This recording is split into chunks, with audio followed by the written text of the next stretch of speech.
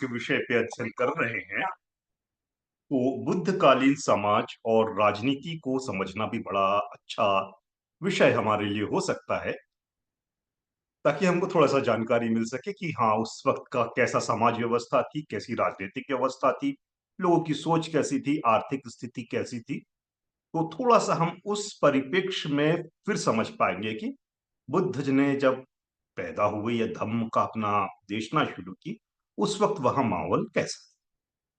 तो इसको समझने के लिए अगर हम पारंपरिक इतिहासकारों को देखते हैं, पारंपरिक इतिहासकार से आशय है कि भारत का इतिहास जिन भी विचारधारा के इतिहासकारों ने लिखा हो, चाहे वो औपनिवेशिकवादी हो, चाहे वो दक्षिणपंथी हो, चाहे वे वामपंथी हो, चाहे वे उपाश्रय यानी सबअल्टर्न जो कमजोर तबके के परिप्रेक्ष्य में लिखते हैं, उस परिप्रेक्ष्य के हो, या बहुजन पक्ष के हो, या मूल निवासी या दलित जो भी जिस भी पक्ष के हो, हर एक ने एक ही अवधारणा पे भारत का इतिहास लिखने की कोशिश की है।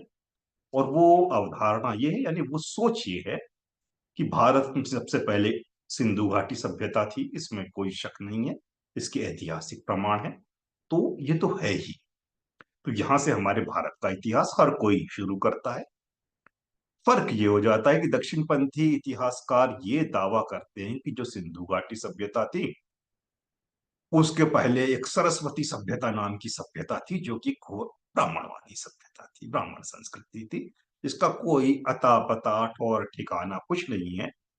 लेकिन एक वामपंथी चोले में दक्षिणपंथी इतिहासकार रहे हैं, रामविलास शर्मा, जो बड़ा जोर देते रहे हैं शुरू से कि सरस्वती सभ्यता जो थी, वो सिंधु घाटी सभ्यता के भी पूर्व में थी, और वो ब्राह्मणवादी यानी वैदिक सभ्यता थी। अब ये तो खैर उनकी मान्यता है। बाकी इतिहासकारों का तो खैर यही मानना है कि इंडस वैली सिविलाइजेशन से भारत की इतिहास की शुरुआत हुई। और सिंधु घाटी सभ्यता या इंडस वैली सिविलाइजेशन के बारे में जब हम लोगों ने पिछली बार पढ़ा, तो इस पे बड़ी बारीकी से चर्चा की थी कि उस काल का जो वहां लिपि चूंकि पढ़ी नहीं गई है, तो वहां पे कोई ऐसा स्थापित धर्म नहीं था जिसे में हल्का सा भी ब्राह्मणवाद की पुट मिलती हो। वैदिक धर्म अथवा ब्राह्मणवादी धर्म तो वहां था ही नहीं। श्रमण संस्कृति के अवशेष वहां दिखाई देते हैं। स्पष्ट रूप से हम इसलिए नहीं कहते कि भाई हमने भी किसी ने लिपि पढ़ी नहीं है। जब लिपि पढ़ी नहीं है, तो पूरी तरह से दावा किसी को भी नहीं करना चाहिए, लेकिन इतना दावा जरूर कर सकते हैं कि वो ब्राह्मण संस्कृति नहीं। तो लगभग सारे इतिहासकार दक्षिणपंथियों को छोड़ दिया जाए, तो इस बात को मानते ही है, मानना ही पड़ेगा। दक्षिणपंथी जबरदस्ती उसमें जोड़ देते हैं कि भाई वो भी ब्राह्मणी संस्कृति थी। अब ये तो हुई उनकी बात। उसके बाद जो तमाम उपनिवेशवादी, तमाम इतिहासकार रहे, वो चाहे उपनिवेशवादी, दक्षिणपंथी, वामपंथी, अन्य, सबका ये मानना रहा है, जो हम हमेशा कहते हैं, कि 1000 काल का समय बुद्ध से पूर्व का, उन्होंने पूरा पूरा ब्राह्मण धर्म को दान।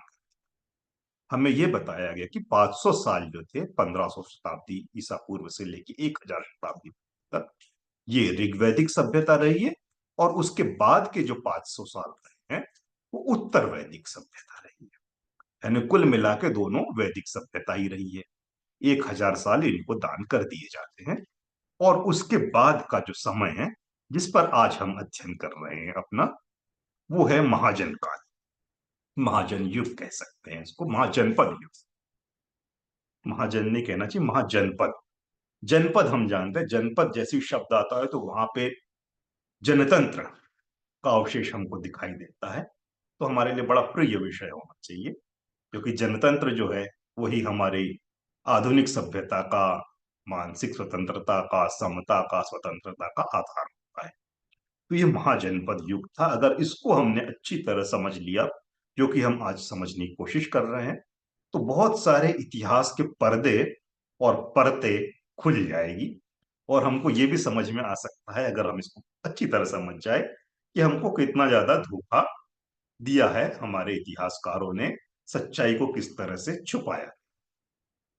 जैसा हमने कहा कि उन्होंने सीधे सीधे 1000 साल ब्राह्मणी संस्कृति को, सभ्यता को दान कर दिए। ये दान नहीं करने चाहिए थे, क्योंकि हमारा ये कहना है कि एक भी पुरातात्विक अवशेष वैदिक सभ्यता वैदिक संस्कृति के हमको नहीं मिले, जो 1000 साल इन्होंने उनको दिए। सवाल इसलिए हमारा उठना जायज है, लॉजिक है उसके पीछे, कि जब वैदिक सभ्यता भारत में नहीं आई थी, उससे पहले जब सिंधु घाटी सभ्यता थी, हड़प्पा संस्कृति कह दो, जिस भी नाम से उसको पुकारो, उसके हमको पुरातात्विक अवशेष पूरे पूरे मिल रहे हैं। और ये जो 1000 साल का समय है वैदिक सभ्यता, इसके बाद का जो युग आया, उसके भी पुरातात्विक अवशेष मिल रहे हैं। तो बीच का 1000 साल के अवशेष हमको क्यों नहीं? ऐसा कौन सा जादू हो गया कि वो अवशेष गायब हो गए? उसके पहले के भी है, बाद के। अगर वहां पे अवशेष नहीं मिल रहे तो हमको सीधी सीधी शंका, शक होना चाहिए कि ऐसा कोई काल रहा ही नहीं है जिसको वैदिक संस्कृति कहा जाए। ये आर्कियोलॉजिकल आधार पर हम सीधे सीधे इसको खारिज कर सकते हैं, करना चाहिए। और बड़ी अच्छी बात है कि आजकल हमारे लोग करने लगे। तो बुद्ध काल यानी बुद्ध जब पैदा नहीं हुए थे, उस समय जो भारत का समाज जिस तरह से उभार ले रहा था, वो कैसा था, हल्का सा हम इसको जानने की कोशिश करें। हमने देखा सिंधु घाटी सभ्यता को कि उच्चतम नगरीय सभ्यता थी, यानी अर्बन सिविलाइजेशन। अर्बन सिविलाइजेशन मतलब कैसा होता है? जैसे आज हम हमारे देश में देखते हैं कि भाई दिल्ली है, चेन्नई है, कलकत्ता है, मेट्रोपॉलिटन सिटीज, बड़े बड़े महानगर है। उसके बाद हम देखते हैं कुछ छोटे शहर होते हैं, नागपुर हो गया, अन्य भोपाल हो गया, छोटे शहर होते हैं, जयपुर हो गया, छोटे शहर। उसके बाद हम देखते हैं कि छोटे कस्बाई, कस्बाई तो नहीं कहेंगे, उससे थोड़े और छोटे स्तर के शहर हो जाते हैं, जैसे कि हमारा छिंदवाड़ा हो गया, ऐसे कई छोटी छोटी जगह। और उसके बाद गांव होते हैं, और गांव के बाद में कस्बा पहले होता, फिर गांव होते हैं, और गांव के बाद में भी छोटे छोटे गांव होते हैं। इस तरह का आज भी हमारे देश में है। उस काल में जो था, सिंधु घाटी सभ्यता तो प्योरली अर्बन थी, यानी नगरीय सभ्यता थी। उसके बाद का जो 1000 काल का समय हमको नहीं पता, इसलिए हम उस विषय में बात नहीं कर रहे हैं, महाजनपद की बात करते हैं। यानी बुद्ध का जब जन्म हो रहा था, बुद्ध से आशय में सिद्धार्थ गौतम के रूप में भी उनको ले सकते हैं हम, या बुद्ध के रूप में भी कह दे, जिस भी रूप में हमको देखना चाहिए, एक व्यक्ति के रूप में, अथवा वो जो ज्ञान प्राप्त कर चुके थे, निर्वाण प्राप्त करते थे, उसके बाद व्यक्ति वही थे, समय वही था। उस समय का भारत कैसा? तो उस समय के भारत में एक अलग किस्म का परिवर्तन होना शुरू हुआ था। परिवर्तन ऐसा शुरू हुआ था कि सिंधु घाटी सभ्यता तो नष्ट हो चुकी थी, यानी अर्बन सिविलाइजेशन देश से खत्म हो चुकी। उसके बाद का जो सभ्यता रही होगी, संभवतः वह ग्रामीण सभ्यता, जंगली सभ्यता, अविकसित सभ्यता से धीरे धीरे विकास की ओर मनुष्य यानी भारतीय समाज बढ़ रहा। तो ये जो महाजनपद युग आया है, इसकी ये विशेषता थी कि यहाँ पे नगरों का भी विकास हो रहा था, यानी नए सिरे से शहर बन रहे थे। ये वो शहर नहीं थे जो सिंधु घाटी सभ्यता, नए शहर बन रहे थे, महानगर बन रहे थे, राजधानी बन रही थी, छोटे शहर बन रहे थे। उसके अलावा गांव बनते जा रहे थे, गांव से, और गांव के अलावा एक बहुत बड़ी आबादी शायद जंगल में भी रहा करती हो। तो इस तरह से मनुष्य का अलग अलग रूप में, अलग अलग क्षेत्र में बसाहट होने लगी थी। अगर हम इसको निचले, निम्नतम स्तर से शुरू करें, पिछड़ेपन के आधार पर या सुविधाओं की कमी के आधार पर, तो एक आबादी थी जो जंगल में रह रही थी, आज भी हमारे देश की रहती, विश्व की रहती। उसके बाद थोड़े संगठित जो लोग थे वो गांवों में रहने लगे थे, उसके बाद कस्बों में, फिर छोटे नगरों में, बड़े नगरों में, और राजधानी महानगर तक लोग रहने लगे। तो जाहिर सी बात है, अगर अलग अलग क्षेत्र में लोग रहेंगे तो उनकी स्थिति भी अलग अलग होगी, क्योंकि सुविधाओं की कमी पिछड़े क्षेत्रों में होती ही है, इसमें कोई शक की बात नहीं। हम में से भी जो बड़े शहरों में जिसको रहने का और पढ़ने का मौका मिलता है, उसके लिए ज्ञान के अवसर, सुविधाओं के अवसर असीम हो जाते हैं, खुल जाते हैं। अगर कोई हम में से अमेरिका चले जाए पढ़ने के लिए, हार्वर्ड चले जाए, लंदन चले जाए, ऑक्सफोर्ड यूनिवर्सिटी चले जाए, कहीं चले जाए, तो उसके पास कोई सीमा नहीं रहे, बहुत सारा उसको ज्ञान के अलग अलग चैनल्स खुल जाते हैं। और वहीं अगर दिल्ली में भी कोई है किसी महानगर में है तो भी उसको काफी कुछ सुविधाएं मिल जाती है। अब जो छोटे शहर में जो बच्चे रहते हैं उनको बड़ी दिक्कत होती है। छोटे शहरों में लाइब्रेरी नहीं होती है, बिल्कुल नहीं होती। हमारे छिंदवाड़ा में नहीं है कोई लाइब्रेरी, और कई सुविधाएं उससे वंचित रह जाते हैं। और गांव में जाओ तो और ज्यादा वंचित होते जाते हैं लोग। और जंगल में चले गए तब तो बहुत ही ज्यादा सुविधाओं का अभाव। तो जैसी सुविधाएं मिलेगी व्यक्ति को, उसके हिसाब से उसके दिमाग का भी विकास होगा, पहली चीज। दूसरी चीज है कि उसकी सोच समझ हर चीज उसके हिसाब से बदलेगी। तो उसकी रचनात्मकता, उसका समाज को योगदान करने में उसकी भूमिका बदलते जाए। एक ग्रामीण व्यक्ति अथवा जंगल में रहने वाला व्यक्ति अपने देश के लिए और अपने समाज के लिए वो योगदान नहीं दे सकता है जो कि एक सुख सुविधा संपन्न शहर में रहने वाला व्यक्ति दे सकता है। कारण क्या है? क्योंकि उसके को लेने के लिए जब इतनी सारी चीजें उसको मिल गई है तो जाहिर सी बात है वो रिटर्न भी कर पाएगा। अब जिसको आप कुछ दे ही नहीं रहे, वो बेचारा कैसे कर ले? और उसके पास देने का कोई माध्यम भी नहीं है। तो जितने भी आज हम हमारे देश में पॉलिसी मेकर्स देखते हैं, ब्यूरोक्रेट्स देखते हैं, साइंटिस्ट देखते हैं, और कलाकार देखते हैं, ऑथर्स देखते हैं, ये सब कहाँ होते हैं? आज भी महान। तो जाहिर सी बात है कि शुरू से यही तरीका रहा था। जहां शहर बनते जाते हैं तो वहां पे बुद्धिजीवी भी बढ़ते जाते हैं, वैज्ञानिक उस शहर में आते जाते हैं, और कलाकार वहां पे बसते हैं। हर चीज वहीं से विकसित होने लगती है। तो बुद्ध काल में भी यही हो रहा था। तो इस रूप में इंसानों में हल्का हल्का विभाजन होने लगा था। इसको हमें समझना चाहिए। अब जब हम ये विभाजन की बात कर रहे हैं तो यहाँ पे हमको बड़ा जागरूक है।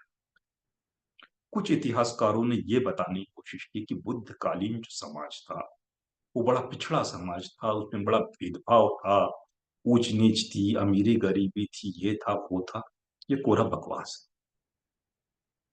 भेद था इसमें कोई शक नहीं है। अब जाहिर सी बात है जो गांव में रहेगा और जो उस काल में पाटलिपुत्र में रह रहा होगा, अंग में रह रहा होगा, जो मेट्रोपॉलिटन सिटीज थे वहां के, सुविधाओं में अंतर होगा तो उसमें बहुत सारी चीजों में अंतर होगा।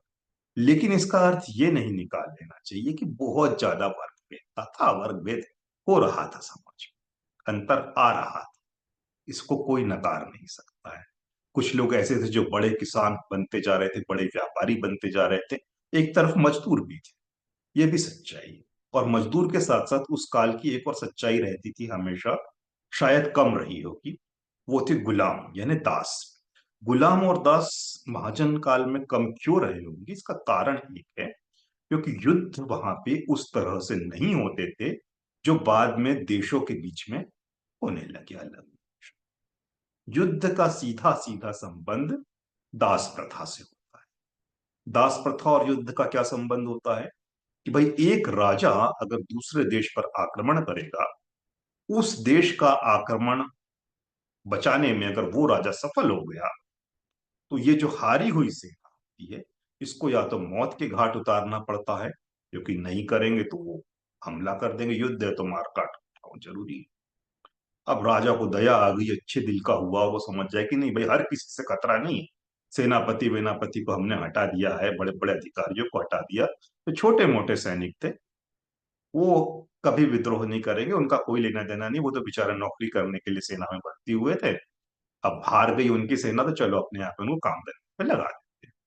तो उनको अपने यहाँ काम में लगा देंगे। अब काम में क्या भाई, गार्डनिंग कर लो, खेती कर लो, कुछ भी कर लो। तो जो इस तरह के काम उनको दे दिए जाते थे, उस काल में उनके लिए दास शब्द का प्रयोग किया जाता।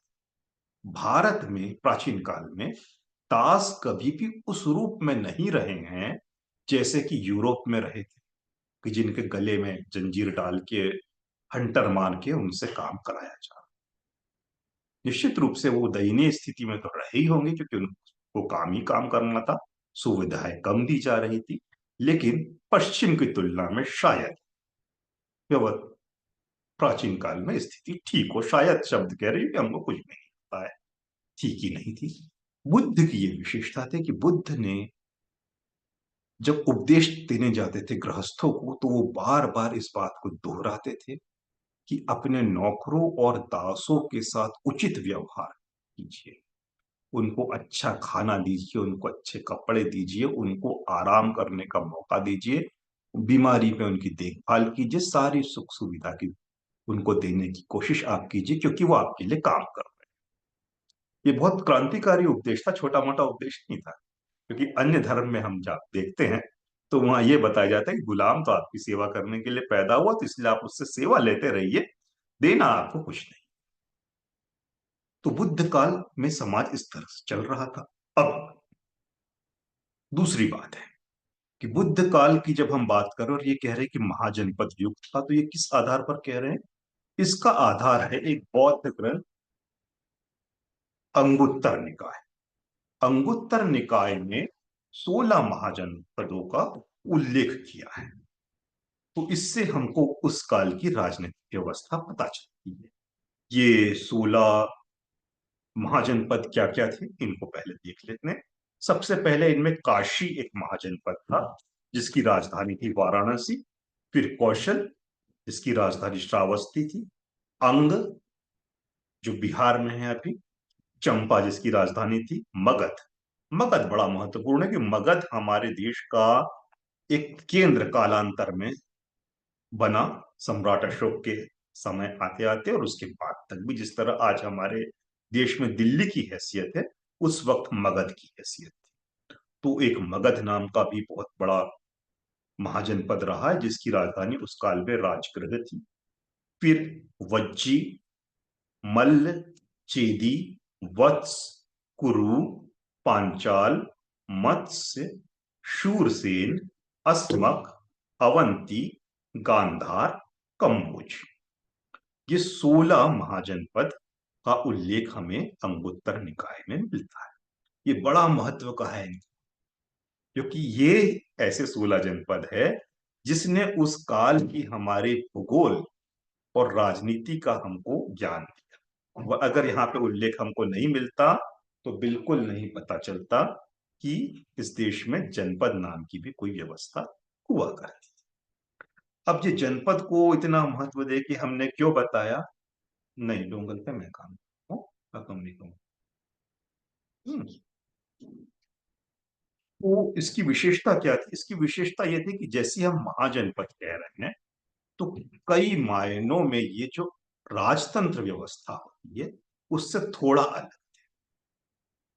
और इसी से जुड़ी हुई एक और चीज कहते हैं कि इन 16 महाजनपद के अलावा स्पष्ट रूप से 6 गणतंत्र।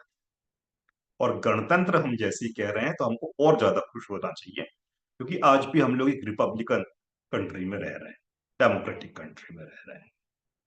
जो हमारा संविधान है रिपब्लिकन डेमोक्रेट।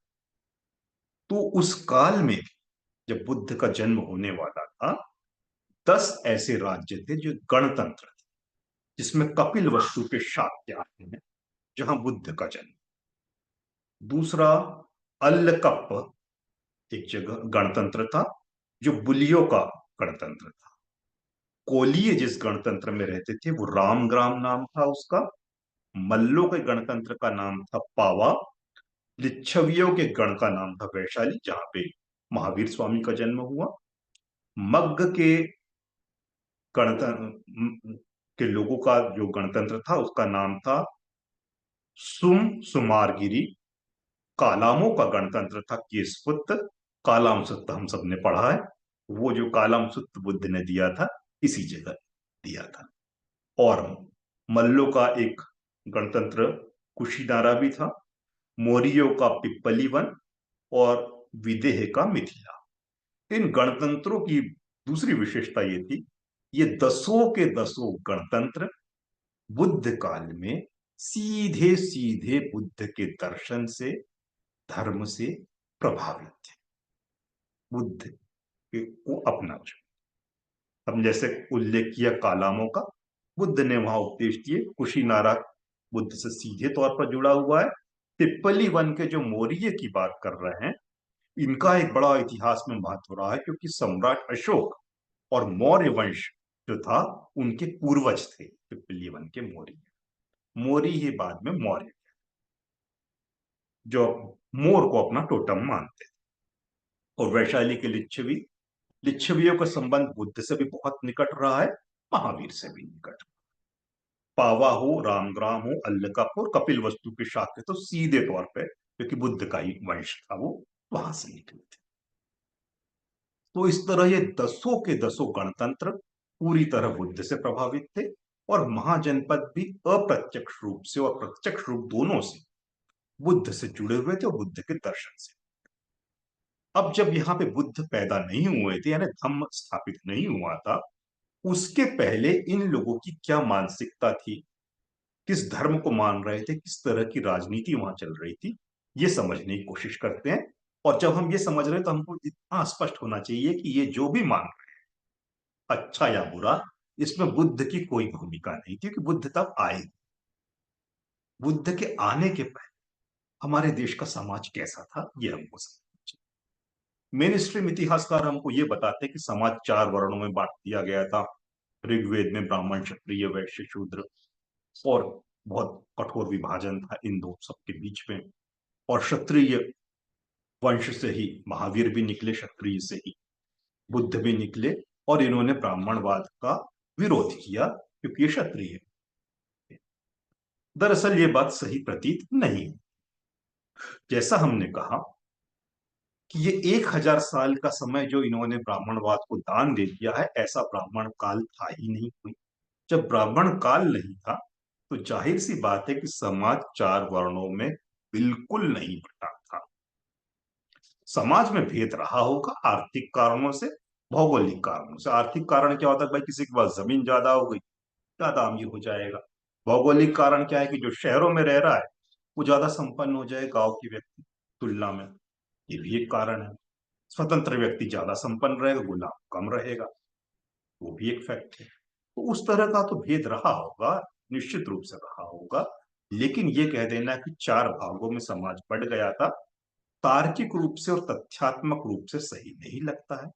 इसका अर्थ ये नहीं है कि समाज कभी 4 वर्णों में नहीं बटा बटा है, लेकिन बहुत बाद में, जब धम्म का ह्रास हुआ, बुद्ध धम्म का पतन हुआ, उसके बाद इस देश में वर्ण व्यवस्था लागू हुई है, ऐसा हमारा आकलन कहता है। सिर्फ ये आकलन है, इसके बारे में कोई बहुत ज्यादा प्रामाणिक नहीं कहा जा सकता, लेकिन एक प्रमाण हम अभी भी दे सकते हैं। सबसे बड़ा प्रमाण ये कि अगर ये कहते हैं कि ऋग्वेद के आधार पर ये पता चलता है कि समाज का 4 वर्णों में विभाजन हुआ है, तो हमारे बड़े अच्छे विद्वान मित्र रहे हैं नागपुर के, जिन्होंने Pali is mother of Sanskrit language लिखा है, अभिरंगा। तो उनकी किताब को पढ़ लो तो बड़ा स्पष्ट हो जाता है कि भाई पाली पहले आई है, संस्कृत बाद में आई। अब जब संस्कृत बाद में आई, तो बुद्ध के पहले इन्होंने वेद कैसे लिख दिए? लिख ही नहीं सकते। जब भाषा ही नहीं थी तो उन्होंने वेद कैसे लिख दिए संस्कृत में? तो इस आधार पर ये सीधे तौर पर खारिज होता है, इनके ब्राह्मणवाद का 1000 साल का पीरियड, इसको तुरंत खारिज हमको करना चाहिए। तो ये एक आधार तो सीधे तौर पर हमको यहाँ पे मिलता है। एक मिनट।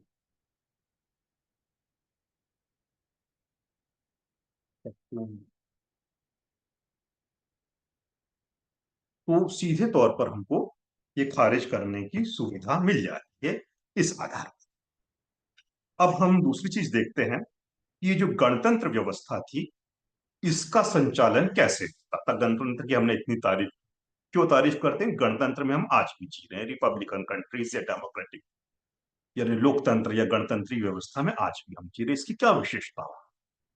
जो आज विशेषता है, ये उस काल में।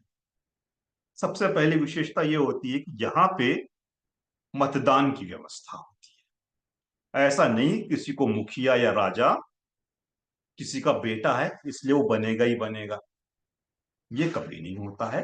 जनता वोटिंग के द्वारा चुनती थी कि किसको राजा बनाना। पहली बात।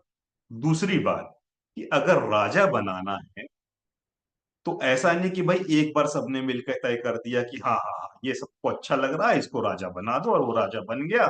और बाद में पता चल रहा है कि भाई शुरू में तो उसने बड़ी अच्छी एक्टिंग की थी, हाथ जोड़ जोड़ के वोट मांगे थे, और बाद में पता चला अपना रंग बदल दिया। तो ऐसा ना हो, इसके लिए भारत में क्या व्यवस्था है कि हर 5 साल में चुनाव होते हैं। उस काल में ये व्यवस्था थी कि हर 10 साल राजा को दोबारा चुनाव लड़ना पड़ता था। यानी नए चुनाव। तो ये भी एक बड़ी विशेषता थी इनकी। इससे फायदा यह रहता कि समाज में निरंकुशता कायम नहीं रहेगी, जनता तय करेगी कि हमारा राजा कौन। तीसरी चीज एक और विशेषता थी कि न सिर्फ मतदान होता था बल्कि गुप्त मतदान होता था। बुद्ध ने अपने संघ के अंदर जब भी कोई निर्णय लेना होता था तो मतदान की व्यवस्था रखी थी कि भिक्खु भिक्खुनियां आएंगे और एक मत पत्र रहेगा, उस पे वो वोट डालेंगे और उसको एक बैलेट बॉक्स जो होता था मत पत्र उसके अंदर डाल। अब किस भिक्खु ने किसको बात के लिए वोट दिया है, किसका समर्थन किया है, किसका विरोध किया है, ये सिर्फ उस वोट देने वाले भिक्खु और भिक्खुनी को ही पता होता था, बाकी किसी को नहीं। वो सीधे डब्बे में डाल दिया जाता था और जब डब्बे को खोला जाता था और काउंटिंग होती थी तो ये नहीं पता चलता था कि किस व्यक्ति ने वोट किसको दिया है। ये बुद्ध ने क्यों व्यवस्था रखी थी, इसके पीछे सिंपल सा लॉजिक एक था कि डेमोक्रेसी को बचाना है तो हमेशा होना चाहिए कि अगर वोट डालने वाला वोटर की पहचान पता चल जाए कि भाई रत्नेश ने इसको वोट दिया है और इसको नहीं दिया है, तो होगा क्या कि जब काउंटिंग होगी उसके बाद जो हमारे दुश्मन होंगे वो हमारे घर में आ जाएंगे, बोलेंगे तुमने हमको वोट क्यों नहीं, अब हम तुम्हें जीने नहीं देंगे। कुछ भी परेशानी हमारे सामने ला सकते हैं। इसलिए गुप्त मतदान की व्यवस्था थी। भारत के संविधान में भी सीक्रेसी ऑफ वोटिंग की व्यवस्था स्पष्ट रूप से उल्लेख है इसका कि भाई कोई भी वोट डालने जाए तो उसकी पहचान उजागर ना। लेकिन बड़े दुख की बात थी कि जब हमारे देश में चुनाव प्रणाली शुरू हुई, ये सिर्फ किताबी बात रह गई थी कि गुप्त मतदान होता है। गुप्त मतदान एक्चुअली होता था, लोग जाते थे लाइन में लगते थे, वोटिंग बॉक्स में जो था अपना मत पत्र डाल दिया करते थे ठप्पा लगा। मैंने भी जब अपना पहला वोट दिया है ठप्पा लगा के ही दिया, उस वक्त ईवीएम नहीं हुआ करता और डिब्बे में हम उसको फोल्ड करके डाल देते तो पता नहीं चलता था, मोटे तौर पे लगता था कि किसने किसको वोट किया। लेकिन हमारे जो राजनीतिक लोग होते बड़े चालाक होते हैं, आम जनता उतनी समझदार नहीं होती। वो क्या किया करते थे कि भाई बड़े आसानी से पता लगा लेते थे कि हमको किस जाति ने वोट दिया है, किस क्षेत्र के लोग ने दिया। कैसे पता लगाते थे कि एक जो पोलिंग बूथ होता था जहां पे, जाहिर सी बात है एक पोलिंग बूथ एक बस्ती या 5-10 बस्तियों के बीच में होगा, तो जब उस पोलिंग बूथ से जब उस बैलेट बॉक्स की काउंटिंग होती थी तो बड़े आसानी से वो आकलन कर लेते थे कि अच्छा अच्छा अच्छा इसमें इस जाति के लोग होते हैं तो इन्होंने इस पार्टी को वोट दिया है, इस धर्म के लोग हैं तो इन्होंने इस पार्टी। तो बड़ी आसानी से वो ट्रैक कर लिया करते थे, इसलिए सिर्फ नाम के लिए था हमारे यहाँ गुप्त मतदान, असल में नहीं। बहुत बड़ी चुनौती थी हमारे लोकतंत्र के लिए। इस चुनौती को निपटा था टी एन शेषन ने, जब वो मुख्य चुनाव आयुक्त बने थे। उन्होंने कहा अगर ऐसी व्यवस्था रहेगी तो स्वतंत्र रूप से कोई वोट नहीं दे पाएगा, उसके ऊपर दबाव आए। तो उन्होंने क्या किया था कि तो अलग अलग पोलिंग बूथ के मत पत्रों से वो मत पत्र निकालते थे, उनका बंडल बनाते थे, उसको एक बड़े बॉक्स में डाल दिया करते थे और उसके बाद हिलाते थे ताकि ये ना पता चले कि किस पोलिंग बूथ का ये मत पत्र है। सब मिक्स हो जाया करते थे। उसके बाद काउंटिंग होती थी। अब एजेंट पता लगाते बैठो किस जाति वाले ने और किस मोहल्ले वाले ने किसको, कितनी माथापच्ची कर लो नहीं पता चलता। तो ये बड़ी अच्छी विशेषता टी एन शेषन ने हमारे यहाँ लागू करवाई थी। ईवीएम लाग आ गया वापस, वो व्यवस्था फिर चली गई। अब फिर लोगों की पहचान उजागर हो रही। तो बुद्ध काल में ये बड़ी अच्छी व्यवस्था थी कि गुप्त मतदान की व्यवस्था थी, वहां पे किसी की पहचान उजागर नहीं हुई। राजा जो था वंशानुगत नहीं था, 10 साल के लिए चुना जाता था। जाति नाम की चीज अस्तित्व में नहीं आई थी। ये बड़ी विशेषता की बात है। हम उस काल के अलग अलग समूहों का जब उल्लेख करते हैं तो हमको बहुत सारे समूह, अब शाक्य मिल गए, मग्ग मिल गए, गुली मिल गए, कोली मिल गए, ये सब जन समूह थे, जाति नहीं थी। तो ये एक बड़ी विशेषता थी उस समय भारत की कि हमारे यहाँ जाति की उत्पत्ति नहीं हुई थी। और जाहिर सी बात है जाति की उत्पत्ति नहीं हुई थी, वर्ग भेद तो शुरू हो चुका था लेकिन उसका भी उतना व्यापक था नहीं थी, कम ही था। बाद के काल की तुलना। और एक और जनपद की विशेषता थी जो हमको बुद्ध काल में जब हम पढ़ते हैं तो पता चलता है, स्त्री स्वतंत्र। स्त्री और पुरुष को समान अधिकार उस काल में काफी हद तक। अब धीरे धीरे जब ब्राह्मणवाद इस देश में आते गया तो ये सारी चीजें पलट गई। राजा का पद वंशानुगत हो गए। खैर ये तो ब्राह्मणों के आने के पहले ही हो गया था, बुद्ध काल में शुरू हो चुका था, लेकिन ये एक परिवर्तन हुआ। स्त्रियों की आजादी चली गई। समाज जो था वो जाति और वर्ण में बांट दिया गया। हर मतदान तो भूल ही जाओ। तो धीरे धीरे धीरे सब कुछ बर्बाद हो। तो ये बुद्ध काल का समाज था। अब इसमें एक और बात हम बोलना चाहेंगे कि बुद्ध के काल में दो राजाओं का उल्लेख बहुत ज्यादा हुआ है। ये कौन से दो राजा थे? इसमें एक मगध के राजा बिंबिसार और दूसरा कौशल नरेश पसरा। ये बुद्ध के समकालीन थे। अब इन दोनों का उल्लेख अचानक यहाँ पे क्यों कर रहे हैं? तो इसका प्रसंगवश उल्लेख कर रहे हैं। हमने जो 16 जनपदों की बात की, इनके भी राजाओं का उल्लेख कहीं ना कहीं हमको इधर उधर मिल जाएगा, उतनी स्पष्टता से नहीं मिलता जितना मगध और कौशल। अब यहां से हमारे सामने क्लू आता है, एक हमको सुराग मिलता है जब हम बात कर रहे हैं पसंदी की और बिंबिसार की। अगर हम किसी पारंपरिक बौद्ध ग्रंथ को पढ़ते हैं तो हमको ये बताया जाता है कि बुद्ध के पिता जो शुद्धोधन थे वो राजा थे, बहुत बड़ा साम्राज्य था उनका। और उसके बाद अगला उत्तराधिकारी जो उनका था वो सिद्धार्थ गौतम बनने वाले थे, लेकिन सिद्धार्थ गौतम ने गृह त्याग कर दिया और संन्यास को अपना। ये कहानी हम हर जगह पर।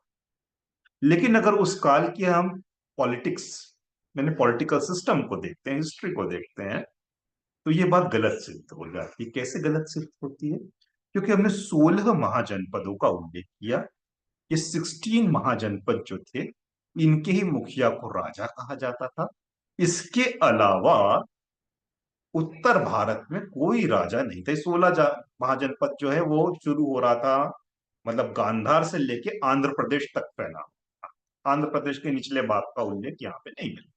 तमिलनाडु, केरल, महाराष्ट्र का उल्लेख हो रहा है, मध्य प्रदेश इसमें शामिल हो रहा है, बिहार हो रहा है, सारे राज्य हो रहे हैं। महाराष्ट्र मतलब आंध्र प्रदेश के ऊपर, उसके नीचे के नहीं हो रहे। उड़ीसा भी इसमें आ रहा है। इन 16 महाजनपदों में कोई भी जो इनका मुखिया था वही राजा थे। अब सवाल उठता है कि जब ये 16 जनपद में बुद्ध के पिता शुद्धोधन और शाक्यों का कहीं उल्लेख ही नहीं है, तो शाक्यों का जो कबीला था या शाक्यों का जो गणतंत्र था वो तो इतना बड़ा हो ही नहीं सकता जितना कि बिंबिसार कर रहा होगा या कौशल नरेश कर रहा होगा। जाहिर सी बात है वो कौशल नरेश का जो क्षेत्र था उसके अंदर एक छोटा सा गणतंत्र। बाकी गणतंत्र हम जो बोल रहे हैं जैसे रामग्राम के कोली, ये पावा के मल्ल, वैशाली के लिच्छवी स्वतंत्र थे। सिर्फ और सिर्फ दो गणतंत्र थे जिसमें एक शाक्य कपिलवस्तु के रहे हैं जो कि पूर्णतः स्वतंत्र नहीं। इनके ऊपर जिसका अधिकार था वो कौशल नरेश। तो बहुत सारी चीजों में वो स्वतंत्र निर्णय लिया करते थे और कुछ बड़ी बात हो गई तो उसमें कौशल नरेश जो उनको निर्देश देगा उसका पालन उनको करना। तो अगर इस बात ये सच्चाई है, अब ये बात तो अंगुत्तर निकाय ही कह रहा है, बौद्ध ग्रंथ ही कह रहा है, ऐतिहासिक स्रोत कह रहे हैं, अगर ये बात सच है तो इसमें थोड़ा भी शक नहीं होना चाहिए कि बुद्ध के पिता, जिस तरह से हमको बाद के बौद्ध साहित्य में बताया गया कि एक राजा रहे थे, उनका बहुत बड़ा क्षेत्र था और उसके बाद वो वंशानुगत थे, उनके बेटे को राज मिलने वाला था, ये बात बिल्कुल भी तार्किक और तथ्यात्मक रूप से सही नहीं। खुद बाबा साहब ने भी द बुद्ध एंड हिज धम्मा में ये बात साफ लिखी है कि शुद्धोधन का जो चयन हुआ था राजा के रूप में कि वोटिंग के दौरान, और जाहिर सी बात है वोटिंग के द्वारा हुआ था एक टेम्पररी समय के लिए। भले बाबा साहब ने वहां पे कहानी हमको उसी हिसाब से बताई जो परंपरावादी लोग बताते हैं, इसमें बाबा साहब ने सोचा ये था कि लोगों को इसी तरह से बात समझ में आए तो उसी शैली में बात रखी। लेकिन अगर वो एक हिस्टोरियन के रूप में उस बात को अगर रखते हमारे सामने तो निश्चित रूप से वो इसको मानते और हमें बताते कि वह उस तरह के राजा नहीं थे जैसा कि पेश किया। उस काल के दो बड़े राजा थे, एक मगध का बिंबिसार और दूसरा कौशल का पसेंदी। अब इन दोनों राजाओं की थोड़ी सी विशेषता हम देख लेते हैं और उसके बाद आज का विषय हम यही समाप्त करेंगे। बिंबिसार जो मगध के राजा थे, पहली बात तो राजा जो शब्द आया है उसको भी हमको समझ लेना चाहिए।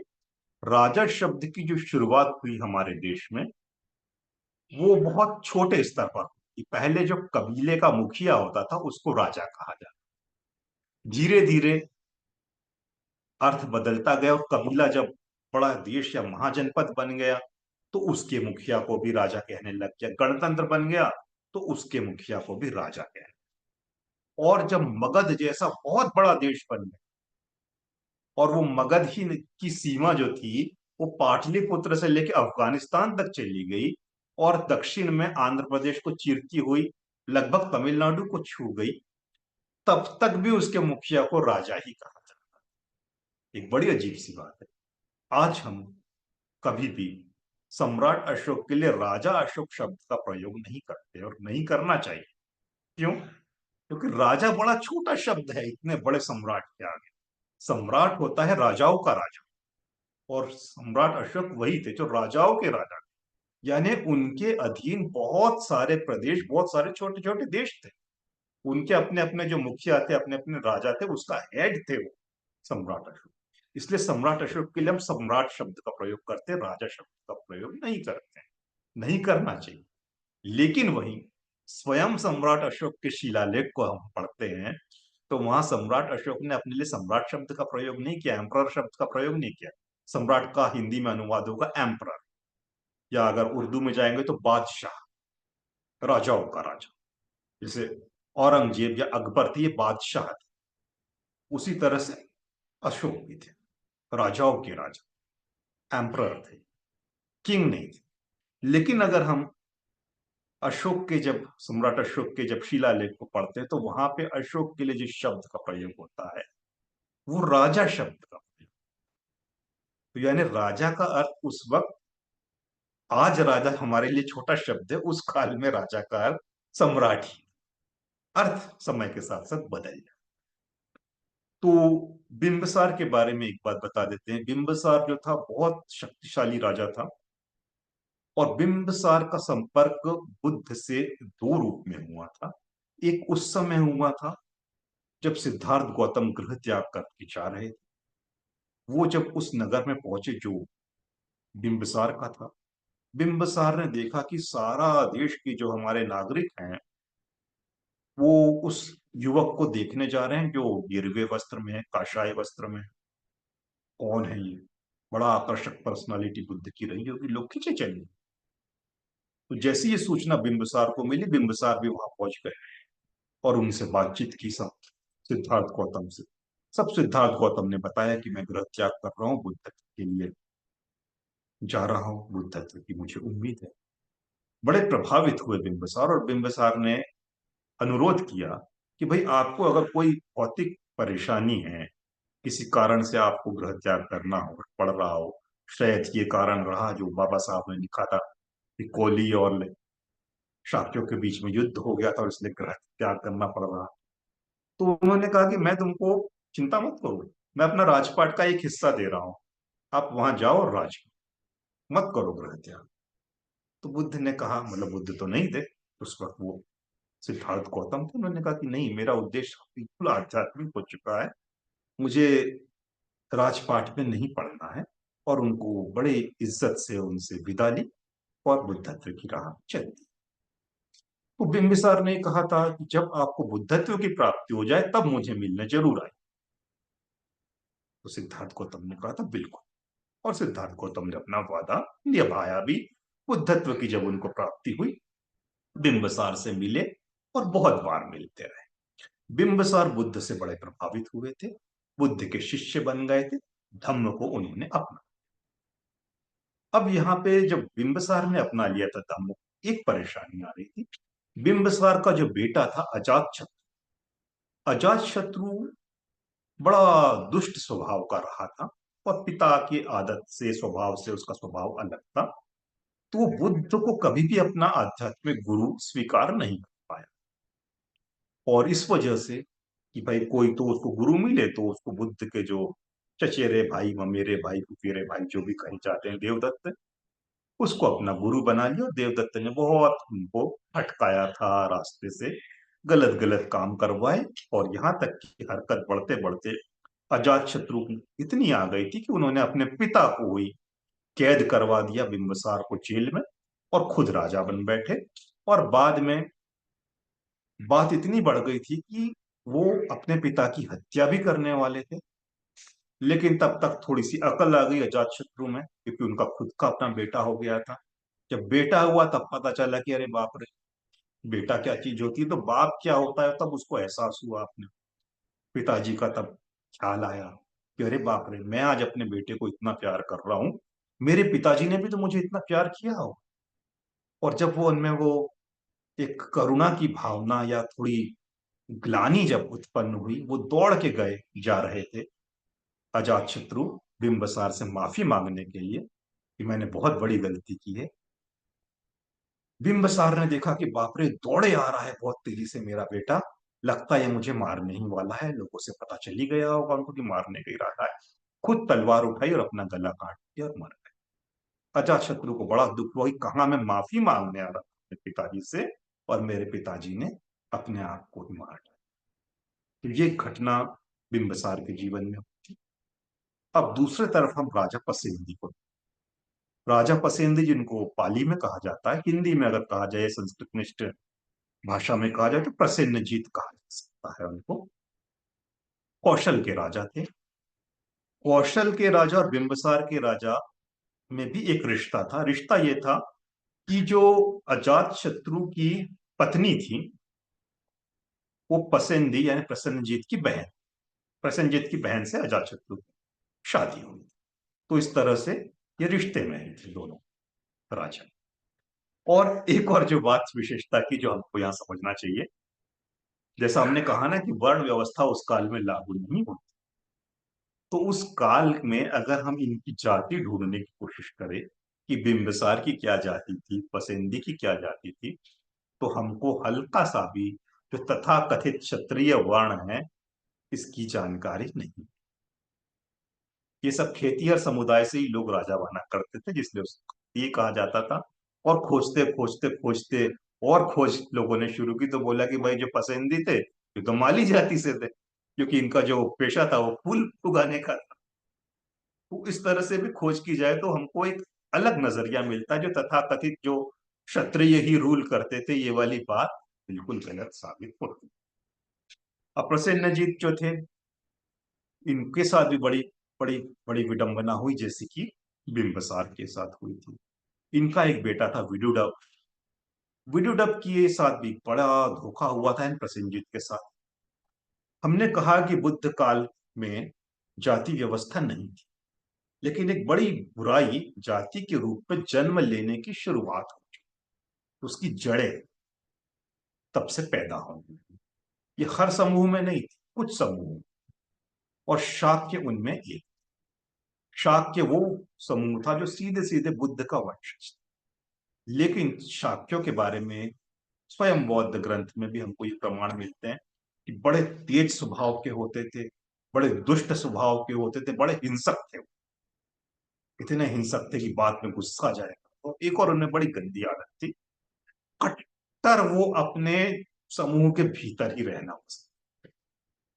तो जितनी भी जाति में ही शादी करना है अपने समूह में, उससे बाहर नहीं करना। अगर ये चीज शुरू हो जाती तो जाति व्यवस्था तो उसी दिन से लागू हो जाती। तो सबसे पहली शुरुआत संभवतः भारत में जाति बनाने की शाक्यों ने ही की है, ब्राह्मणों से पहले। तो इनमें बड़ी बड़ी कट्टर भावना थी कि हम हमारी ही जाति में शादी करेंगे, हमारी लड़की किसी और से शादी नहीं कर सकती, हमारा लड़का किसी और से शादी नहीं कर सकता। अब जो राजा पसंदी थे, ये तो शाक्य थे नहीं। इनकी बड़ी इच्छा हो कि भाई मैं ऐसी लड़की से शादी करूं जो शाक्य हो। क्यों इच्छा हुई? क्योंकि शाक्यों के प्रति उनमें इसलिए आदर आ गया था क्योंकि स्वयं बुद्ध भी शाक्य वंश के। तो उन्होंने शाक्य कबीले में यानी कपिल वस्ती के शाक्यों को ये संदेश भिजवाया कि भाई मैं आपकी लड़की से शादी करना चाहता हूँ। अब ये शाक्य बड़े परेशान हुए कि भाई राजा हुआ तो क्या हुआ, है तो मालिक ही, या जो भी कह दो उसको, हम तो शाक्य हैं, हम इससे कैसे अपनी लड़की की शादी करवा दे, नहीं करवा सकते, मना भी नहीं कर सकते, राजा है तो मना करेंगे तो हम पे हमला कर देगा, क्या किया जाए। तो उन्होंने एक तरीका ढूंढा। उनके राज्य में एक दासी थी, उसकी एक बेटी थी, बड़ी सुंदर थी वो इतनी सुंदर थी बिल्कुल शाक्यों की तरह ही दिखती थी। तो उन्होंने पसंदी को बेवकूफ बना दिया, बोला कि हाँ हाँ हमारे राज्य में एक शाक्य कन्या है, आपका हम उससे विवाह करा सकते। उस लड़की से जो कि शाक्य नहीं थी, शाक्यों की दासी की बेटी थी, उससे शादी करवा दी। पसंदी की पसंदी भी खुश कि भाई मुझे शाक्य कुमारी मिल गई है, शाक्य भी खुश कि चलो भाई हमने उसकी शादी भी करवा दी और हमारा खतरा। इस तरह दोनों खुश थे, अच्छा उनका जीवन चल रहा था। कुछ दिनों बाद उस राजकुमारी से, यानी उस अपनी पत्नी से, उसको एक बेटा हुआ जिसका नाम था विडुडब। विडुडब भी बड़ा अच्छा लड़का था। एक बार उसकी बड़ी खुश इच्छा हुई कि भाई मैं अपने नाना नानी के घर जाऊं, शाक्यों के यहाँ। तो शाक्यों के यहाँ वो चला गया मिलने के लिए, बड़ा था तब, राजकुमार बन चुका था, शक्तिशाली हो चुका था, तो अपनी सेना के साथ गया। वहां गया तो शाक्यों ने उसका बड़ा स्वागत किया, भाई हमारा दामाद आया है, राजकुमार आया है, खिलाना पिलाना तमाम सुविधाएं उनको दी जाने लगी। बड़े खुश हुए विडुडब। विडुडब ने जब सबसे सब फिर अपना जब दो तीन तीन जितने भी दिन रुके होंगे, लौटने का समय हुआ, विदा ली सबको नमस्कार बोल के, और आ गए। जब वो आ गए, आने के बाद उनको याद आया, अरे बाप रे मेरी कुछ चीज तो भूल गई, जैसे अभी कभी कभी होता है ना, कोई मोबाइल छोड़ देता है अपने घर में, कोई गाड़ी की चाबी छोड़ देता है, फिर जाते हैं वापस लेने के लिए। विडुडब से भी ऐसी गलती हो गई थी। कभी कभी गलती बड़े काम की हो जाती है। वो जब अंदर गए, तब तक उन्होंने देखा कि बाप रे, महल की तो पूरे पानी से धुलाई हो रही है। बड़ा अजीब लगा कि मेरे लिए इतना स्वागत किया, इतना साफ सुथरा जगह थी, अब इसको धो क्यों रहे। पता लगाया उन्होंने, चेहरा ढक लिया होगा कपड़े से कि भाई ये क्यों धो रहा है। तो एक नौकरानी वहां झाड़ू लगा रही थी।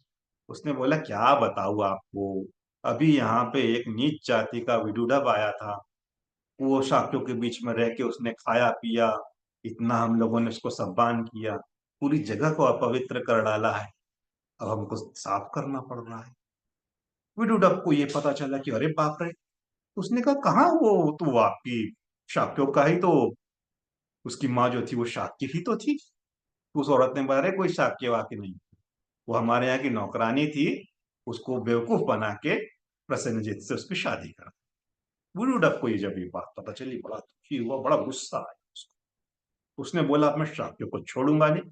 वापिस गया, अपनी सेना को लेके आया। पूरी सेना ने शाक्य को मार काट के पूरा नरसंहार करके खत्म कर डाला। बड़े दुखद घटना है, लेकिन बड़ी गंदी बात यह भी है कि जाति के अहम के कारण ही शाक्यों का नाश हुआ। तो शाक्यों का एक जातिवाद हम ये भी देख रहे हैं, लेकिन बुद्ध के प्रभाव से हमको दूसरा रूप वो भी देखना चाहिए कि शाक्यों का एक बहुत बड़ा समूह जातिवाद का इतना कट्टर विरोधी हो गया था कि जब वो लड़के, जो अमीर घरों के लड़के थे, कुलीन घरों के लड़के थे, जिसमें आनंद भी था, महानाम था, ये जब लोग निकले अपने घर से कि बुद्ध के साथ संग में भिक्षु बनने, तो रास्ते में उनको अपना एक नौकर मिला जो कि निम्न जाति का था। जाति अगर शब्द का प्रयोग करें तो उस काल में जाति शब्द का प्रयोग नहीं करना चाहिए, वर्ग के हिसाब से निम्न था, नाई का जो काम किया करता था। वो जैसे ही मिला तो उन्होंने बोला कि भाई तुम हमारा रुपया पैसा धन दौलत ले लो, हम क्या करेंगे इसको, अब तो हम भिक्षु बनने जा रहे हैं, ये सोना चांदी हीरे जवाहरात सब तुम ले लो पोटली भर के, हमारे महंगे महंगे कपड़े भी ले लो, अब तो हम चीवर पहनेंगे। चीवर पहन चुके थे, और जाओ ऐश करो, तुमने जिंदगी भर हमारी सेवा की है, अब तुम आओ खाओ पियो ऐश करना। ये कि उनकी बड़ी बड़ी अच्छी बात कि जाते जाते उन्होंने ऐसा नहीं कहा था कि मैं अपने परिवार को ही पूरी संपत्ति देके, परिवार पूरे शाक्यों का जो बाल बनाने का काम करता था, ऐसे गरीब इंसान को उन्होंने सब कुछ दान कर दिया और बोला कि अब हम जा रहे हैं। तो भाई उसने पूछ लिया, उपाली उसका नाम था, कि आप कहाँ जा रहे हैं, तो उन्होंने बताया कि हम बुद्ध के संग में दीक्षित होने के लिए जा रहे हैं। तो उपाली ने कहा ऐसी बात है, आप संघ में जाने के लिए मुझे सारी धन दौलत आपकी दे रहे हैं, तो यानी बुद्ध का संग जो है वो इससे भी कीमती हुआ। तो मुझे भी आप इस सांसारिक सुख में क्यों बांध रहे हो? मैं भी आपके साथ चलता हूं, मुझे नहीं चाहिए ये। इसको यहीं पोटली बांध के छोड़ दो, इसको ले जाना होगा ले जाएंगे। मैं भी आपके साथ चलता हूँ, मैं भी पूरी, जो भी मैं, आप तो बहुत बड़ा त्याग कर रहे हैं, मेरे पास तो त्याग करने के लिए कुछ भी नहीं है, लेकिन मैं भी आप संघ में शामिल होना चाहूंगा। इन भाइयों को उपालि की बात बड़ी अच्छी है। तो इनका महानता, दूसरी महानता ये भाइयों की, उन्होंने कहा उपालि ऐसा है कि हम पहले निकले हैं भिक्षु बनने के लिए, संघ में शामिल होने के लिए। जाहिर सी बात है कि हम आगे रहेंगे तो बुद्ध हमको पहले संघ में शामिल कर लेंगे और उसके बाद आपको करेंगे। अगर हम पहले शामिल हो गए तो हम आपके वरिष्ठ बन जाएंगे, और जैसे ही हम वरिष्ठ बन जाएंगे तो जिंदगी भर आप हमारे से कनिष्ठ यानी जूनियर बनो। तो यहां अभी भी हम आपको ऑर्डर देते हो और आप हमको फॉलो करते हो, तब भी वही होगा। तो हमारा जो अभिमान है, हमारा जो घमंड है कि हम श्रेष्ठ है, वो तो वैसा का वैसे ही रहे। भाई संघ में जा रहे हैं तो हम समता के लिए ही तो जा रहे हैं ना, तो उसका अंत होना चाहिए। तो इसलिए उपाली जी ऐसा कीजिए कि पहले आप संघ में जाइए। आपको जब बुद्ध संघ में स्वीकार कर लेंगे, अगले दिन हम जब बनेंगे तो हम आपसे एक दिन जूनियर रहेंगे, तो सारी जिंदगी हम आपकी इज्जत किया करेंगे वरिष्ठता क्रम से। उपाली ने कहा ठीक है भाई, आप जैसा बोल रहे हो। बुद्ध पे छोड़ते हैं निर्णय। बुद्ध को जब बात बताई, बुद्ध बड़े खुश हुए। यही चाहता हूं, बुद्ध का धम्म यही तो चाहता है, बस समता रहे। लोग में जो अहम भावना है कि मैं श्रेष्ठ हूं, मुझे पहले मिलना चाहिए, ये भाव खत्म हो जाए। तो बुद्ध ने शाक्यों में ये भाव खत्म भी किया है।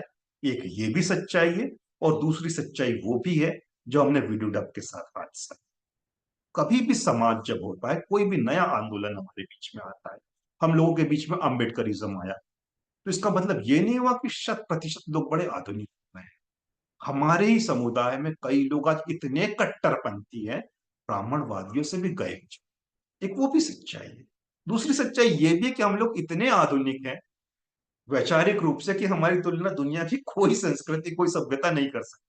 इतनी मॉडर्निटी भी हमें, मॉडर्निटी बिल्कुल पॉजिटिव सेंस में कह रहा हूं, वैचारिक वैज्ञानिक सोच, वो भी हमारे पास। तो हर युग में, हर काल में दो तरह की चीजें होती है।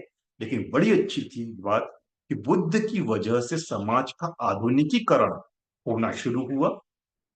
अगर इस काल में बुद्ध पैदा नहीं होते तो ये जो जातिवाद की जड़ें जो शाक्यों ने शुरू की थी, वो धीरे धीरे धीरे सारे गण व्यवस्था वाले पकड़ लेते, और पूरा देश उस काल समय से ही जातियों में बढ़ जाता।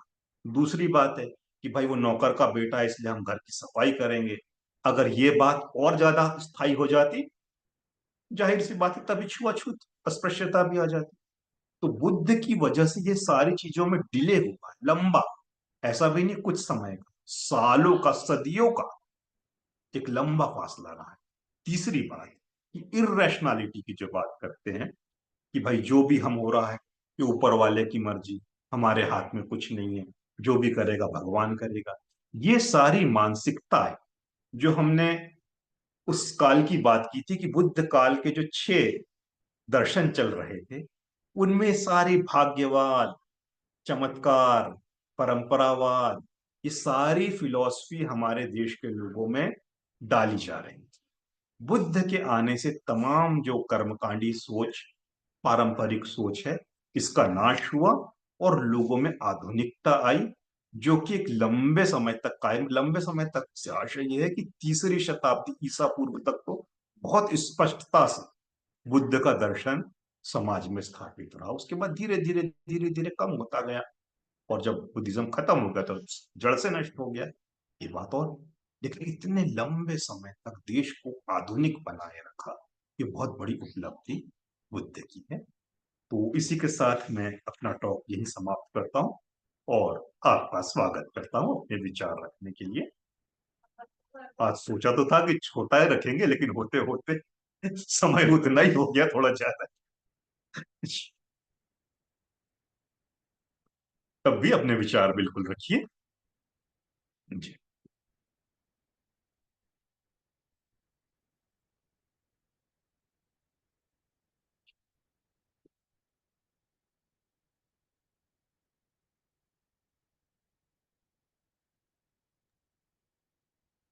सर, सम्राट अशोक ने जो शिलालेख पर अपना जो यानी अपने बारे में जो जिक्र किया है, तो उसमें उन्होंने क्या लिखा है? राजा ही लिखा है क्या? हाँ, ये देखिए उसमें उन्होंने लिखा है, एक तो अपनी उपाधि लिखी है देव नाम पियदस्सी, और देवनाम इसके अलावा, प्रियदर्शी। हाँ, हम्म। इसके अलावा राजा, र अक्षर उस काल में नहीं आया था प्रयोग, र की जगह क्या आया था, ल। तो लाजा लिख, लाजा, जैसे आज तोतला तोतला बच्चा जो है ना लाजा बोलेगा राजा को। हम्म। जैसे वो गोविंदा की एक शिष्य थी लाजा बाबू, वो उसको बोला करता था शक्ति कपूर। तो तुतलाहट वाली जो असल में जो पाली है ना, ये हमारी स्वाभाविक भाषा है, प्राकृत भाषा है। तो इसके अक्षरों में, वर्णों में तुतलाहट, हम्म। तो इसलिए लाजा पहले कहा गया था, लाजा बाद में राजा बना। तो लाजा शब्द का प्रयोग हुआ है। और एक और चीज है, क्योंकि शब्द बदलते हैं, तो अभी तक हमको ये भी समझ में नहीं आया, ये हमारे लिए शोध का विषय होना चाहिए, कि सम्राट अशोक ने बार बार श्रमण और ब्राह्मण शब्द का प्रयोग क्यों किया है। जब भी वो दान की बात करते हैं तो कहते हैं श्रमण और ब्राह्मणों को ध्यान किया जाए, श्रमण और ब्राह्मण, हर जगह ब्राह्मण शब्द। तो ये भी हमको थोड़ा सोचना होगा कि ब्राह्मण, जो सम्राट अशोक ने जिस ब्राह्मण शब्द का उल्लेख किया है, उनकी नजर में उसकी क्या परिभाषा हो। क्योंकि एक तरफ सम्राट अशोक खुले तौर पर ब्राह्मणवाद के खिलाफ अभियान छेड़ चुके हैं। उन्होंने कहा था यज्ञ गलत है, कर्मकांड गलत है, पाखंड गलत है। और दूसरी तरफ उनके शिलालेख बार बार ये भी लिख रहे हैं। तो ये जो विरोधाभास है, ये क्यों है, इसको समझना उतना आसान नहीं है। इसके लिए तो हमको बहुत सोचना पड़ेगा, और जितना दिमाग लगा सकते लगाना चाहिए, ये पता चले कि कारण क्या है। संभवतः एक कारण इसका ये भी हो सकता है कि सम्राट अशोक काल में या बुद्ध काल में किसी महान व्यक्ति ने एक कोशिश ये की थी। जी, हाँ, किसी ने एक कोशिश ये की थी, जो हमको धम्म पद के ब्राह्मण वर्गों में मिलती है, और बुद्ध के उपदेश में भी मिलती है, वत्सल सूक्त में भी मिलती है, जहां वो ब्राह्मण की परिभाषा को बिल्कुल बदल दें। वो कहते हैं जो संयमशील है, जो क्रोध नहीं करता, जो दुष्ट नहीं है, जिसमें करुणा है, वही ब्राह्मण है। तो ये भी हो सकता है कि एक ऐसी कोशिश उस वक्त हुई होगी कि हम, चूंकि सम्राट अशोक के काल तक भारत में अच्छी खासी आबादी में ब्राह्मण आने लगे थे, बसने लगे थे, उनकी संस्कृति फैलाने लगे।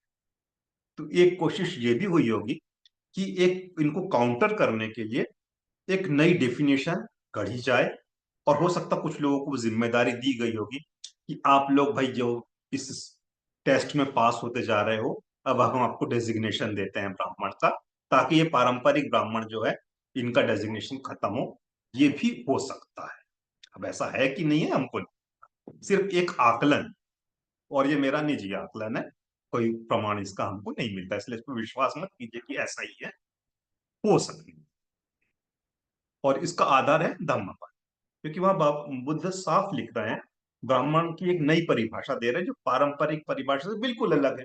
वहां पे जाति का उल्लेख नहीं है, कोई ब्राह्मण का बच्चा ब्राह्मण बनेगा ऐसा कतई नहीं लिखा है। सिर्फ गुणों की बात की, और गुण भी बिल्कुल सकारात्मक गुण जिसमें है वही ब्राह्मण है, नकारात्मक गुण जिसमें वो ब्राह्मण नहीं है। तो ये तो पारंपरिक ब्राह्मण की जो हमारी छवि होती है, जो वेदों में मिलती है, पुराणों में मिलती है, उससे बिल्कुल अलग उलट बात है।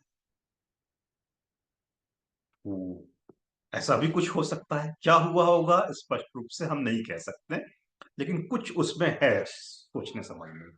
दूसरी बात, अशोक के साथ हमेशा देव नाम ये दस्ती जुड़ता है। अब भाई ये देव जो है, यही क्यों जुड़ रहा है अशोक के साथ नाम, जबकि जिस तरह से अशोक के जो प्रिय थे वो तो बुद्ध थे।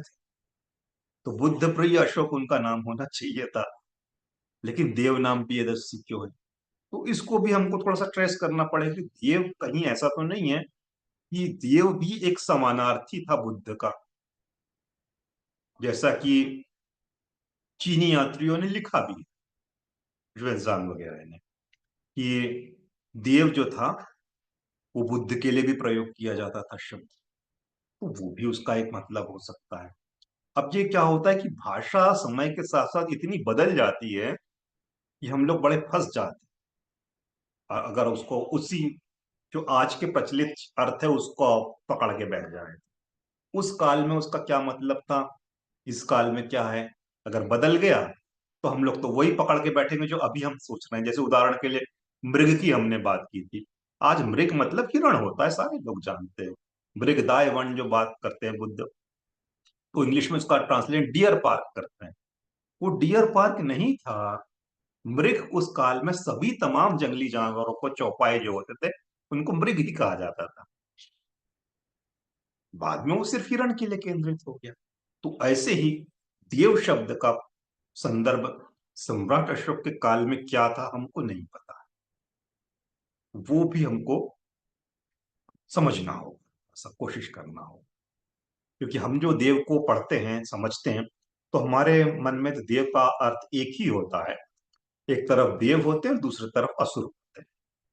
दो संस्कृतियों के बीच में सीधा सीधा अंतर है, जो बाबा साहब भी लिखते हैं, ज्योतिबा फुले भी लिखते हैं, और हम देख रहे हैं दो संस्कृतियों में। फिर वो देव शब्द का प्रयोग बुद्धिस्ट व्यक्ति क्यों कर रहे हैं, ये एक अजीब सी बात है। तो इसके पीछे क्या कारण होंगे, हमको थोड़ा सोचने की कोशिश करना होगा। सीधा सीधा रेडीमेड उत्तर हमको नहीं मिल सकता है, थोड़ा उसमें गड़बड़ है।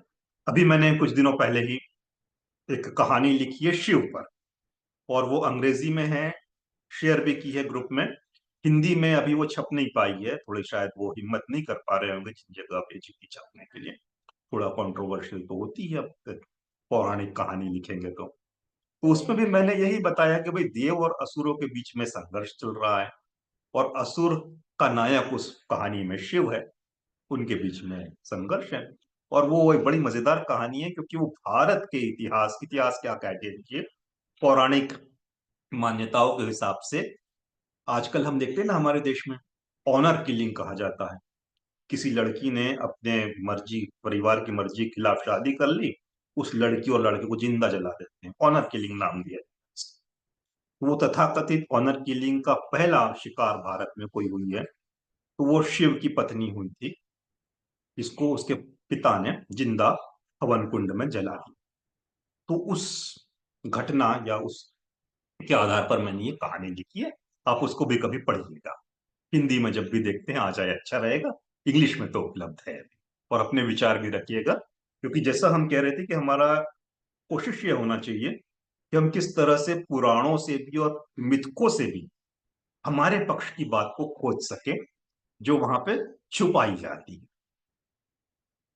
ये घटना सबको मालूम है, हर हिंदू ने पढ़ी है, लेकिन उसको उनके एंगल में पढ़ी है, इसमें हमने हमारे एंगल से देखा है फर्क है।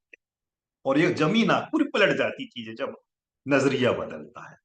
बात नजरिए के लिए, उसमें इतिहास भी मिलेगा आपको उस कहानी में, सिंधु घाटी सभ्यता का, उसमें पूर्ववर्ती बुद्ध का भी उल्लेख मिल जाएगा, और एक असुर संस्कृति का भी उल्लेख मिलेगा, और देव से संघर्ष करने वाली।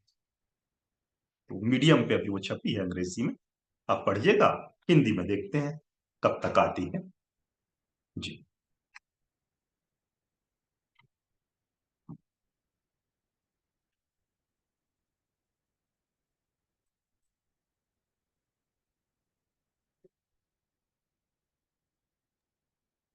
सर, ये शाक्तों के बारे में आपने जो रियलिटी बताई है, ये जी। तो पहली बार ही आज सुना है।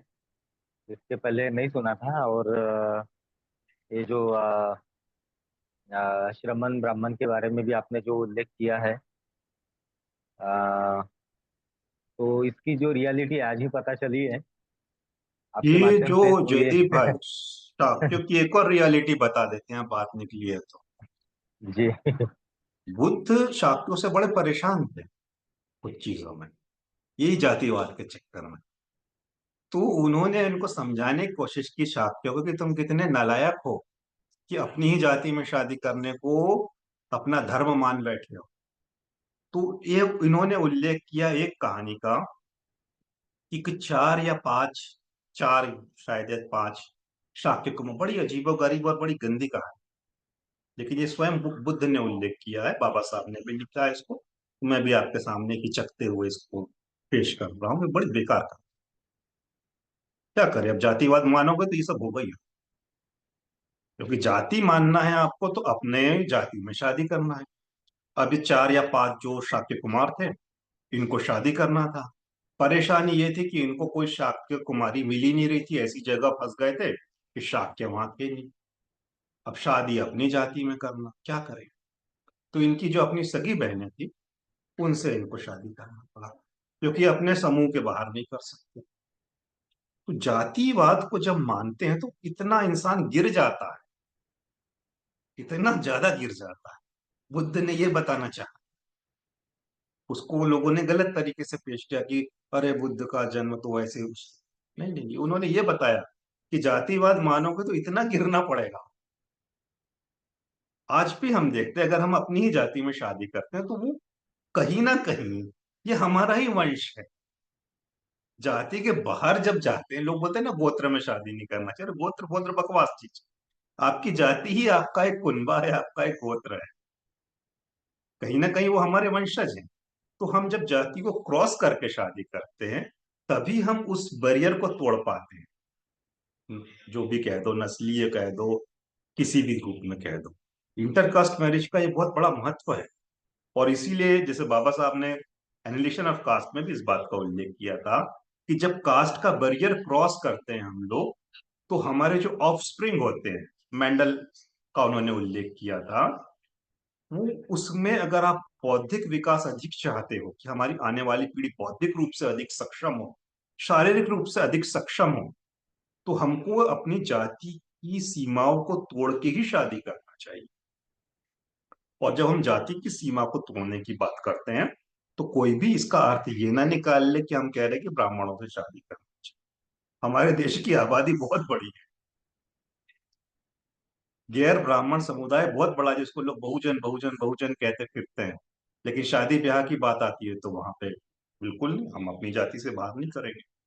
तो बुद्ध ये हमको आगाह करते हैं कि भाई बहुत बड़ी गड़बड़ है अगर आप ऐसा कर रहे हैं। और ये साइंस भी, अभी तो जेनेटिक्स भी प्रूव कर रहा है कि भारतीयों की जो अभी नई पीढ़ी हो रही है कमजोर होते जा रही है। तो कमजोर होने का सबसे बड़ा कारण जेनेटिक्स है कि हम लोग उसको क्रॉस नहीं कर पा रहे हैं। अपने हर एक जाति अपनी जाति में शादी कर रही है। तो हमारी जो जो नई पीढ़ी हो रही है, उसको जितना मतलब होना चाहिए था आगे, वो नहीं हो पा रहा। धीरे धीरे धीरे मानसिक और उसमें गिरावट आती जा रही है। ये तो जेनेटिक्स की स्टडी में भी मैंने इंटरव्यू में किसी का सुना था, तो ये सच्चाई है। तो हमको अगर उस रूप में भी अपने आप को बचाना है, आने वाले समय के लिए ज्यादा मजबूत हमारे लोगों को रखना है, तो उस चीज को समझना होगा, अपनाना होगा। ये जाति होती बहुत खतरनाक चीज, बहुत अमानवीय भी है, अनैतिक भी है, सब कुछ है, बहुत गड़बड़ है जाति के अंदर जकड़े रहना। इसको सर इससे ये निकल। थोड़ा सवाल अभी माइंड में आ रहे हैं कि यानी शाक्य ही ऐसे खुद को क्यों श्रेष्ठ समझने लगे थे। हाँ, उसका आ, कारण ये था कि शाक्य, कारण तो खैर नहीं पता क्या होता है। हम्म, यही था कि इनमें एक ऐसी भावना आ गई थी श्रेष्ठता की। और श्रेष्ठता की भावना कभी भी किसी में भी आ सकती है। श्रेष्ठता ऐसी चीज होती है जिसको कोई लेना देना नहीं होता है। थोड़ी संपत्ति मिल गई, थोड़े साधन मिल गए, तब तो फिर क्या कहना। और वो शाक्यों के पास थे ही। और आज भी अगर किसी समुदाय के पास संपत्ति और साधन नहीं हो, जितना हो उसमें भी एक चूहे को चिंदी मिल जाए तो अपने आप को राजा समझता है, ऐसा कहते हैं ना। तो होता है जो हमारे समाज की ऐसी जाति जिसको सामाजिक व्यवस्था के हिसाब से निम्नतम पायदान पर रखा गया, पायदान पर रखा गया, उसमें भी जातिवाद कट्टरता से भरा होता है। ऐसा नहीं कि वो जातिवाद से मुक्त हो। तो ये मानसिकता है। तो इसलिए बुद्ध की पूरी लड़ाई ही मानसिकता बदलने की। हमको उससे लड़ना होगा। और अगर ये हम करते हैं ना, तो इसके बहुत सारे राजनीतिक, आर्थिक, सामाजिक, आध्यात्मिक हर रूप में हमको विकास ही विकास मिलेगा, प्रगति प्रगति। ये बहुत बड़ा ही हमारे सामने एक बहुत बड़े बैरियर है, प्रतिरोध है।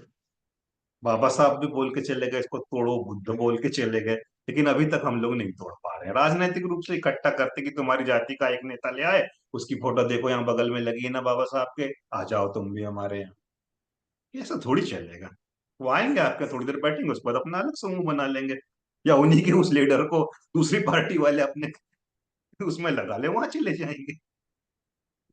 मिलना जुलना अपनापन होना चाहिए ना। और अपनेपन के साथ जब दोस्ती होती है तो अगला स्टेप जो होता है वो शादी भी होता है।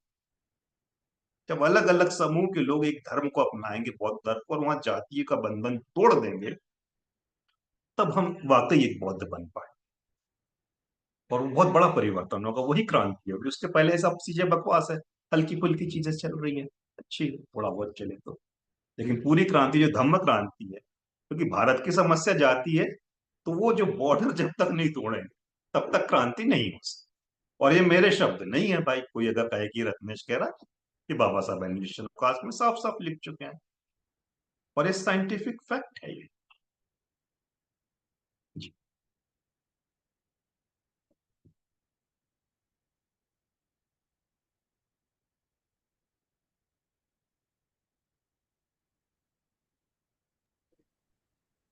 सर, थोड़ा सा ये भी डाउट आता है कि जैसे जी। बाकी गणतंत्रों में इसको एक तो गणतंत्र भी कहा जा रहा है। अगर जी। गणतंत्र का इतना अच्छा वहाँ पर उदाहरण है तो वहाँ पर जाति हाँ। प्रथा कैसे हो सकती है? हाँ। है कि नहीं? जी जी और जी। दूसरी बात, ये भी सवाल आ रहा है अभी मन में कि फिर अपना किसी ने मिलावट तो नहीं की बुद्ध के कुल को बदनाम करने के लिए? बिल्कुल, आपकी इस बात में बहुत दम है। ऐसा भी हो सकता है, क्योंकि मिलावट बहुत सारी हुई है। तो संभवतः ऐसी मिलावट अगर किसी ने जानबूझ के की होगी बदनाम करने के लिए, तो हमको बिल्कुल भी इसके लिए तैयार रहना चाहिए कि संभव है, ऐसा हो सकता है। क्योंकि इतनी मिलावट हुई है, और ये जो पूरे त्रिपिटक है, कि बुद्ध के जीवन काल में लिखा ही नहीं गया, सम्राट अशोक के काल में नहीं लिखा गया, उसकी बहुत शताब्दियों बाद श्रीलंका में लिखा गया है, तीसरी शताब्दी में। तो बहुत संभावना है कि मिलावट हो सकती है। इसके लिए भी अगर ये मिलावट होगी तो ये भी संभव है। बिल्कुल सही कह रहे हैं। और मिलावट के बहुत ज्यादा चांसेस, बहुत मिलावट हुई है। तो बिल्कुल ये बदनाम करने के लिए कोशिश हो सकती है कि शाक्य को ही बदनाम कर।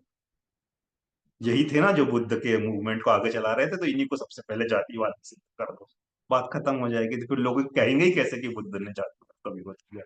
हो सकता, हो सकता, बहुत संभावना है इसकी। क्योंकि हमारे सामने शाक्यों का वो पॉजिटिव उदाहरण दिख रहा है, वो पाली, और दूसरी तरफ ये भी दिख रहा है। तो संभव है कि गड़बड़ की हो सकती है किसी ने, बिल्कुल की हो सकती है।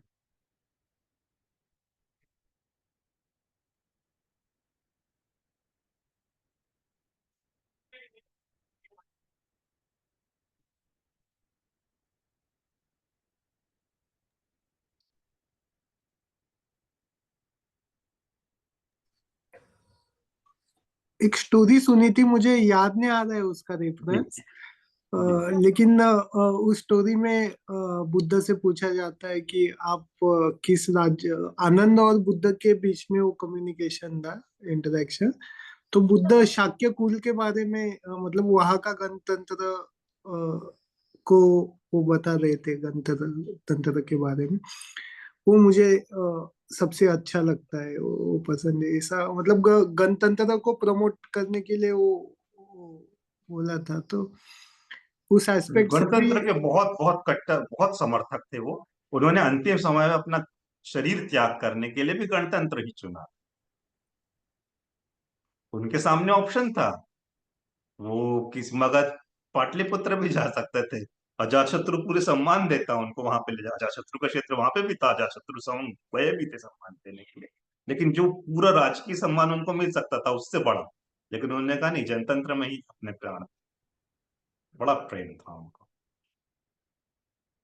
जनतंत्र तो बुद्धिज्म का मतलब धम्म का आधार है। किसी देश में तानाशाही भी चले और बोले हमारे यहाँ बुद्धिज्म भी है, तो वहां संभव ही नहीं। धम्म का आधार ही जन।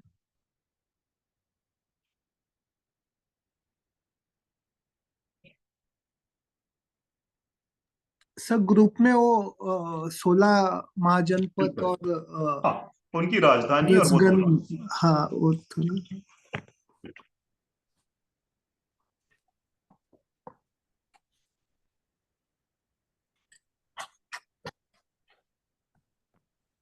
किसी और का। जो सर आपने गणतंत्र भी बताया ना, वो भी शेयर कीजिएगा सर। हाँ, 10 गणतंत्र की लिस्ट भी, हाँ। और 16 महाजनपद, 16 महाजनपदों की राजधानी। बिल्कुल, जरूर कर दूंगा आज ही।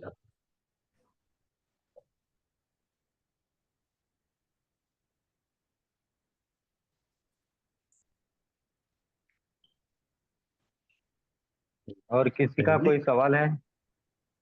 जी योगेश भाई। ऐसे नहीं काफी सर। कम लोग हैं, अगर किसी के मन में हल्का सा भी कोई डाउट हो तो बिल्कुल अभी हम चर्चा भी कर सकते हैं, और चाहे तो समाप्त भी कर सकते हैं।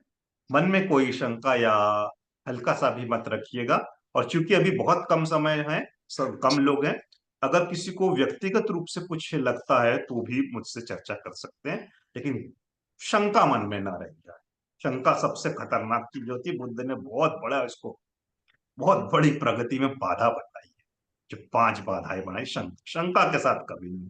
क्लैरिटी हो जाए, दूध का दूध पानी का पानी, ताकि हम स्पष्टता से चल सकें। और विषय थोड़ा चलते चलते इस रूप में आ ही गया था कि शंका ना मन में रह जाए। जैसे जयदीप भाई ने बड़ी इच्छा थी शंका को हटाने की कोशिश की। हाँ, रिकॉर्डिंग ऑफ कर दीजिए, अच्छा रहेगा।